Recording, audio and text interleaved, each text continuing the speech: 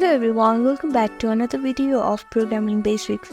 In this video, I'm going to guide you through a step-by-step process on how to change your Namecheap password.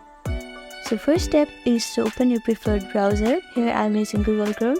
Now go to the official Namecheap website, which is namecheap.com, and after that you can see this home page like this.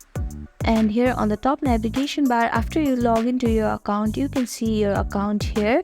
And if you hover your mouse there, you can see different options here. Click on profile. After that, on the left side, you can see the security option here. Click on security. And here on this password option, you can see edit. Now you have to retype your password to confirm it. Now here on this third option, you have to type in your current Namecheap password. Now click on save changes, and these are the simple steps that you can follow if you want to change your password in Namecheap account.